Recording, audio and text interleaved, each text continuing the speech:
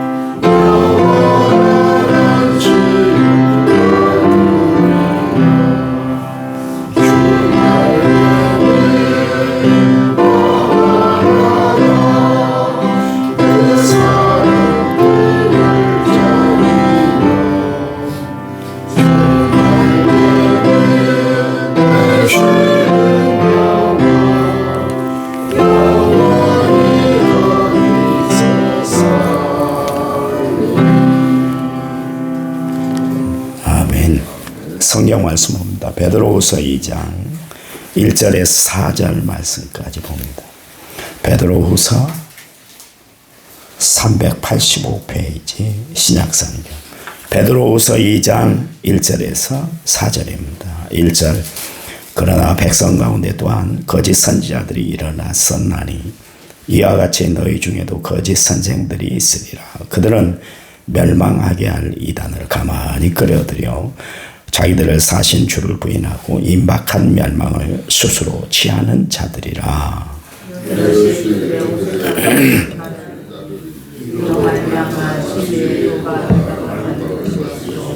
그들이 탐심으로써 지어낸 말을 가지고 너희로 이득을 삼으니 그들의 심판은 외적부터 지체하지 아니하며 그들의 멸망은 잠들지 아니하느니라. 하나님이 범죄한 천사들을 용서하지 아니하시고 지옥에 던져 이 어두운 구덩이에 두어 심판 때까지 지키게 하셨으며 아멘. 하나님 앞에 귀한 예물 드렸습니다. 1천 먼저 6,554번째 문제가 드렸고 무명으로 감사한 것을 드렸습니다. 하나님 감사합니다.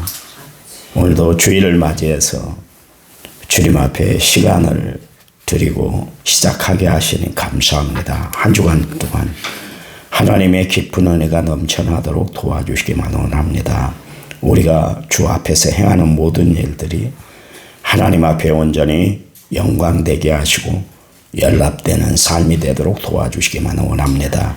건강을 붙잡아 주시고 믿음을 책임져 주시고 삶을 하나님이 역사해 주셔서 합력하여 모든 일에 선을 이루고 주님 주시는 능력으로 모든 일 감당해 나가는 저희들 되도록 축복해 주시옵소서. 예수님 이름으로 기도했습니다. 아멘. 아멘. 그 사기꾼들은 말로 사람을 호리죠. 거짓을 진짜처럼 꾸며내는 참 기술이 좋은 사람들입니다. 그래서 많은 사람들이 사기꾼에게 넘어가서 인생을 망친 사람들이 있죠. 영적인 사기꾼들이 있습니다. 그들은 말로 사람들을 이렇게 사로잡아서 자신들의 그 잘못된 교리에 빠지도록 그렇게 만드는 것이죠. 어떻게 보면 영혼의 도둑질을 하는 무리들이 바로 사기꾼들인데, 교회가 시작되면서부터 영적인 사기꾼들이 득세를 했던 것을 알 수가 있습니다. 사실 이단에 빠지는 사람들 특징을 보면 분별력이 없기 때문에 그렇습니다. 교리에 그 분별력이 없고 말씀에 분별력이 없고 신앙의 모든 사람의 삶에 분별력이 없기 때문에 그냥 이단 사설에 그냥 빠지고 마는 거예요. 청년 2명이 있었습니다. 한 사람은 신천지에 빠진 사람이고 한 사람은 새 예루살렘 교회 이초석에게 빠졌던 청년들이 있었습니다. 또 둘 다 신학대학을 나왔어요. 제가 불러놓고 잘못된 교리에 대해서 조목조목 제가 설명을 했는데 불구하고 목사 말을 듣질 않아요. 이단에 빠진 사람들 특징 중에 하나가 뭐냐면 말을 들으려고 하지 않습니다. 자기들의 어떤 틀을 딱 가둬놓고 그렇게 남과 대화를 하기 때문에 자기들 말만 맞다는 거예요. 아무리 목사가 권면하고 이야기를 해도 들으려고 하더라 않아요. 한 청년은 결국 그 이단 아가씨들을 만나가지고 결국 더 깊은 이단에 빠지고 말았어요. 그곳에서 이제 전도서 생활을 하셨습니다. 한 청년은 믿음 좋은 아가씨를 만나서 신천지에서 나와서 기성교회 지금도 이제 목회하고 있습니다. 막상 다 빠졌을 때는 몰랐는데 나오고 나니까 자신의 행동, 자신의 그 신앙관이 잘못됐다는 것을 이제 뼈저리게 느꼈던 것이죠. 빠져나오는 거하고 빠져나오지 못한 차이가 뭐냐면 영적 분별력의 차이 때문에 그렇습니다. 여러분 논에 이제 곧 벌써 벼를 심은 데도 있더라고요. 저 주천 가는 쪽에 보니까 벌써 벼를 심어 놓은 데가 있는데 처음에 자랄 때 알곡과 가라지는 차이가 나더라 않습니다. 무엇이 알곡이고 무엇이 가라지인지 처음부터 구별이 되면 피를 다 뽑아버리죠. 일정 자랄 때까지는 전혀 이 알곡과 같이 자라게 되어 있습니다. 판가름이 언제 나는가? 결실할 때 열매를 통해서 알 수가 있지 않습니까? 가라지는 먹지 못하게 되는 거예요. 써서 다 버려야 됩니다. 그리고 피를 뽑아내야만 하는 것이죠. 열매를 통해서 알게 되는 것입니다. 영적 분별력도 마찬가지입니다. 그 결과의 열매를 보면 알게 되는 거예요. 신앙생활의 열매는 빛의 열매, 착함과 의로움과 진실함이 있고 성령의 9가지 열매가 열매 맺는 삶이에요. 여러분 삶 가운데 정말 나는 신앙의 열매를 바로 열매 맺고 살아가고 있는가? 성령의 9가지 열매, 빛의 열매를 나는 정말 열매 맺고 살아가고 있는가? 한번 여러분 자신들을 살펴봐야 될 거예요. 사도행전 8장에 보면 그 마술사 시몬의 이야기가 나오고 있습니다. 이 사람은 마술로 자기 존재를 막 나타내고 그렇게 살았던 사람이었어요. 그가 빌립을 통해서 이제 세례를 받게 됐는데 빌립이 행한 그 성령의 능력을 보고 깜짝 놀랐던 사람이었어요. 그런데 예루살렘에 있던 사도들 베드로와 요한이 사마리아에도 예수를 믿는 사람들이 있다. 그러니까 두 사람을 파송을 했어요. 그래서 사마리아에 있는 사람들에게 신앙의 확고함을 가져다 주기 위해서 파송을 했단 말이에요. 근데 베드로가 어느 날 사람을 안수하고 기도했더니 막 사람들이 변화가 성령의 역사가 막 나타나는 거예요. 그러니까 시몬이 그 신비한 능력이 너무 좋아서 자기는 사람을 속이잖아요. 속여서 그 마술을 행하고 속임을 통해서 사람들을 그렇게 현혹시키고 그랬는데, 베드로가 하는 거 보니까 엄청난 능력이에요. 이건 속이는 것이 아니라 하나님의 귀한 능력이 막 눈에 쫙 들어오는 거예요. 그래서 그때 마술사 시몬이 그런 이야기를 하잖아요. 내가 돈을 주고 그 능력을 사고 싶습니다. 그런 이야기를 했어요. 근데 여러분, 성령은 하나님의 선물이지 돈으로 주고받고 사는 것이 아니에요. 근데 시몬이 착각을 한 거예요. 왜 그랬을까요?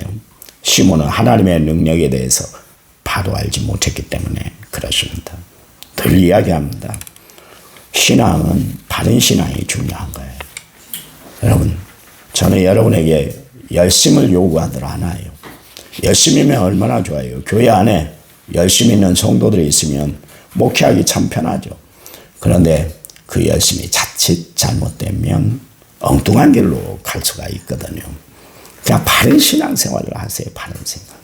정말 하나님 앞에 한 점 부끄럼 없는 신앙생활. 하나님 보시기에 합당한 신앙생활을 우리가 해나가야 돼요. 내가 이래도 괜찮은가? 내가 이렇게 해도 나는 이상이 없는가? 한번 살펴보면서 정말 하나님께 받은 은혜, 사랑을 우리가 간직하고 산다 할 것 같으면 최선을 다할 수밖에 없죠. 주님 사랑이 얼마나 감사하고 차고 넘쳐서 그 은혜를 갖기 위해서 그 은혜에 감사해서 최선을 다하는 것이겠죠. 그래서 여러분이 하나님에 대해서 또 예수님에 대해서 성령에 대해서 바로 알아야 되는 겁니다. 교회를 바로 알아야 신앙생활을 우리가 바로 할 수 있기 때문에 그렇습니다. 결국 베드로에게 마술쟁이 마술사 시몬은 책망 듣고 말았잖아요. 너가 돈으로 은으로 그 능력을 살려고 했는데 너는 은과 함께 망할 것이다. 그런 이야기를 했습니다. 여러분, 우리가 성령의 능력을 받으려면 정말 하나님 앞에 사모하는 마음을 가져야 돼요. 열심히 기도해야 돼요. 그리고 하나님의 말씀 가운데 살아가는 심령들이 되어야 할 줄 믿습니다. 그러면 성령이 우리에게 충만히 임하는 거예요. 예수님의 제자들 보십시오. 예수님 말씀에 순종해서 마가의 다락방에 들어가서 일심으로 기도했다 그랬잖아요. 기도만 했겠어요? 말씀 강론을 듣고 또 성령을 사모하면서 날마다 그렇게 지냈더니 10일 되던 때에 급하고 강한 바람이 그들 위에 임하더니 일제히 다 성령을 받았다 그랬잖아요. 성령 받으니까 이전의 제자들의 모습이 아니었어요. 이전에 예수 믿는 사람들의 모습이 아니었어요. 눈동자가 달라지고 표정이 바뀌고 발걸음이 정말 은혜로워지고 말 한마디 하는 것도 정말 은혜로운 이야기를 하고 사람이 완전히 180도 바꿔졌다. 그런 이야기입니다. 어떻게 해서요? 성령의 능력으로 그랬다. 그런 이야기입니다. 여러분, 그래요. 성령을 사모하고 성령을 받으시기 바랍니다. 그래서 영적 분별력을 분명히 가지고 살아서 이단 사설들을 다 물리치고 하나님 말씀 앞에 굳게 서는 성도들이 되시기를 간절한 마음으로 부탁을 드려요. 이단들은 꼭 그렇게 합니다. 우리가 가르치는 것이 진실이야. 여러분, 자칫 잘못하면 그 인터넷에 들어가서 뭐 검색을 하려고 하잖아요. 어떤 단어들이 있어서 검색을 하면 제1번으로 나오는 것이 하나님의 교회 이단들입니다. 얼마나 그렇게 특세를 하고 우리를 현혹시키는지 몰라요. 그러니까 이것도 하나님의 말씀이네. 그리고 펼쳐보면 안 돼요. 하나님의 말씀을 분별하는 능력이 있어야 되는 거예요.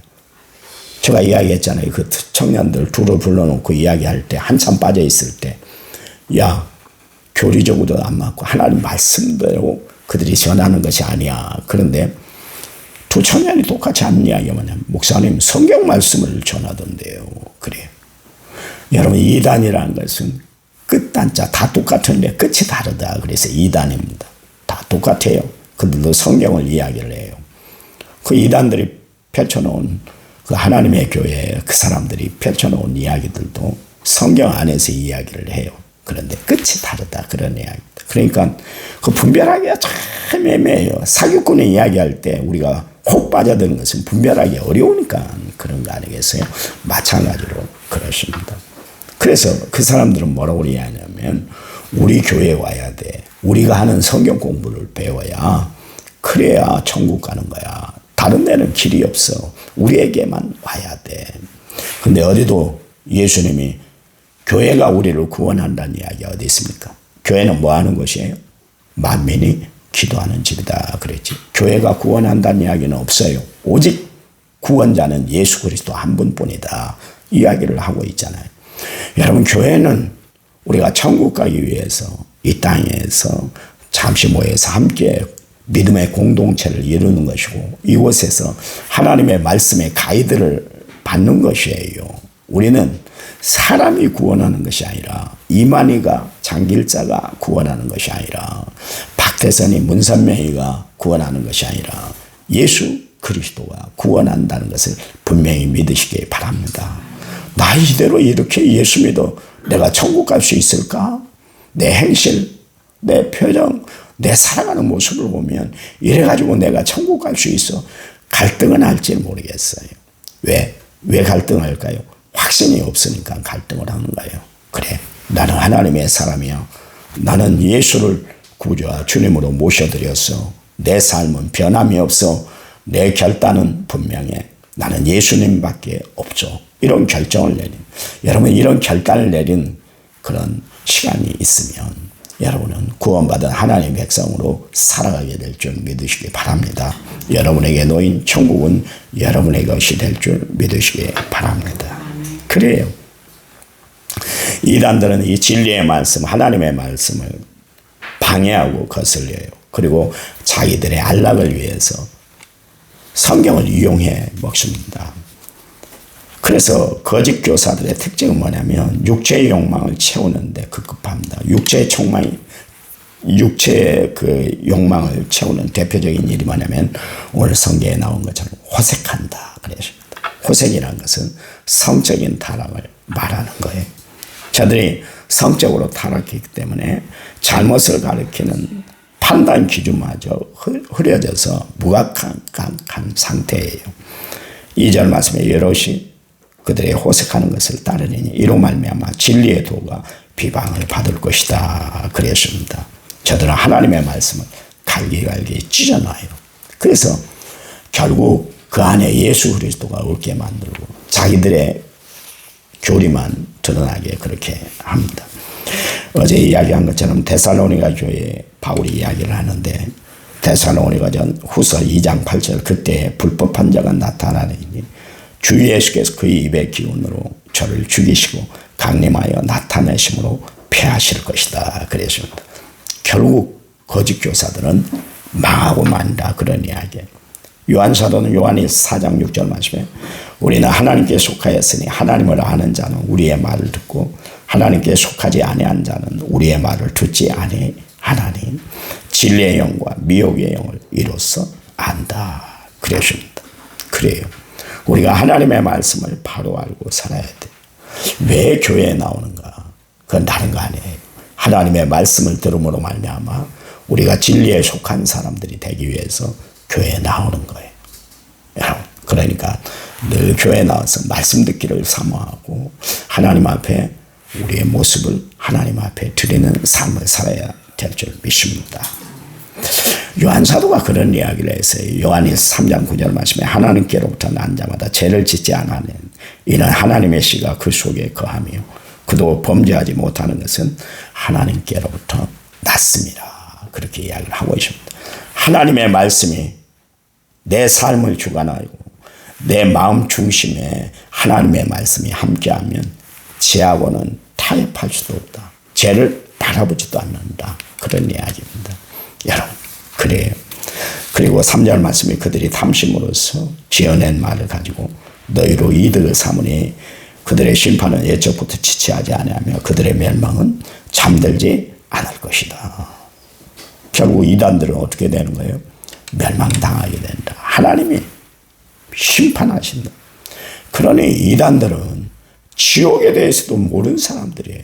이단 개수들이 있잖아요. 요즘 개수란 이야기를 많이 하는데 이단 개수들은 하나님에 대해서 모르는 사람들이에요. 지옥이 어떻고 천국에 대해서 정확히 모르기 때문에 그렇습니다. 지옥이 있다는 것을 안다면 그렇게 할 수 없는 것이죠.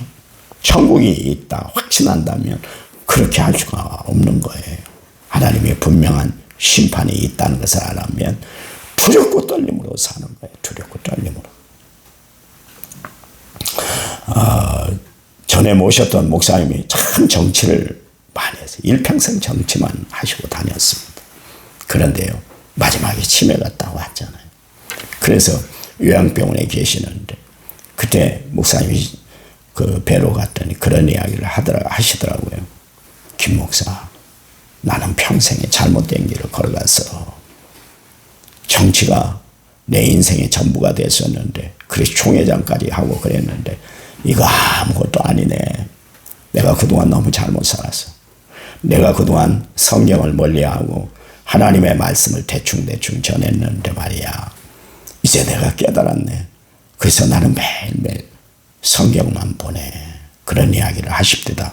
내가 잘못 살아와서 얼마나 하나님 앞에 회개했는지 모르네. 그 이야기를 하시더라고요. 평생 그렇게 정치하고 목사들 만나고 사람들 만나는 일에 시간을 투자했던 목사님이셨는데도 결국 마지막에는 그러더라고요. 우리가 참 중요한 게 뭐냐면 말씀의 사람들이 되는 거예요.